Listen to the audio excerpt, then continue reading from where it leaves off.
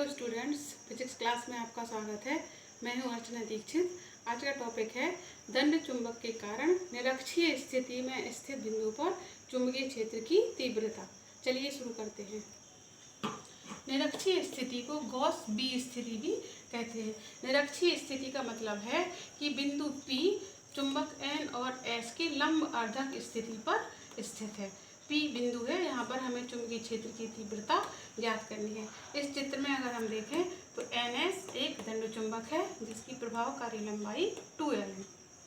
चुंबक के मध्य बिंदु O से बिंदु P की दूरी D है। OP बराबर D। कोण PNS बराबर कोण PSN बराबर थीटा और NP बराबर है SP के। स्मॉल m ध्रुव प्राबल्य है और कैपिटल M चुंबकीय आघूर्ण है और चुंबकीय आघूर्ण बराबर होता है m × 2L। तो बिंदु P पर जो चुंबकीय क्षेत्र की तीव्रता होगी वो N ध्रुव के कारण चुंबकीय क्षेत्र की तीव्रता प्लस S ध्रुव के कारण चुंबकीय क्षेत्र की तीव्रता के बराबर होगी। उत्तरी ध्रुव N के कारण बिंदु P पर चुंबकीय क्षेत्र की तीव्रता V1 बराबर μ0/4π m/np² और इसकी दिशा होगी NP दिशा में। दक्षिणी ध्रुव S के कारण बिंदु P पर चुंबकीय क्षेत्र की तीव्रता V2 बराबर μ0/4π m/sp² और इसकी दिशा होगी P और S दिशा में। अब हमें ये देखना है कि चुंबकीय क्षेत्र की तीव्रता क्या कहलाती है। तो सबसे पहले तो चुंबकीय क्षेत्र क्या है। चुंबकीय क्षेत्र का मतलब है किसी चुंबक के चारों ओर का वह क्षेत्र जहाँ पर चुंबक के प्रभाव का अनुभव किया जा सकता है, वह चुंबकीय क्षेत्र कहलाता है। चुंबकीय क्षेत्र की तीव्रता का मतलब है कि चुंबकीय क्षेत्र में स्थित एकांक उत्तरी ध्रुव पर लगने वाले बल को चुंबकीय क्षेत्र की तीव्रता कहते हैं और ये होता है μ0/4π m/ दूरी का स्क्वायर। तो यहाँ पर दूरी है NP²। अगर हम चित्र में देखें तो NP बराबर है SP के और कोण PNS बराबर है कोण PSN के। ये माना है हमने थीटा।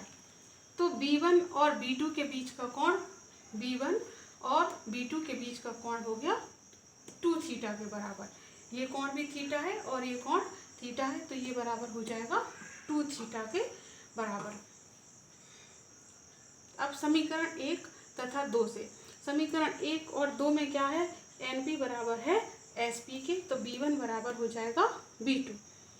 B1 बराबर है B2 और इनकी दिशाएं भी विपरीत हैं, तो इनका जो परिणामी चुंबकीय क्षेत्र है वो 0 हो जाएगा।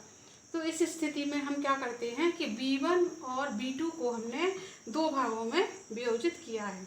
B1 का ऊर्ध्वाधर घटक है B1 sin थीटा, इसकी दिशा है OP दिशा में, O और P दिशा में। इसी तरह से इसका क्षैतिज घटक है B1 cos थीटा, ये है P और B दिशा में, PB दिशा में।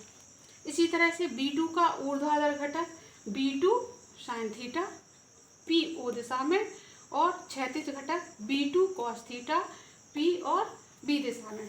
अब देखें, अब स्पष्ट है कि B1 sin थीटा और B2 sin थीटा एक दूसरे के बराबर और विपरीत हैं, तो एक दूसरे के प्रभाव को निरस्त कर देते हैं।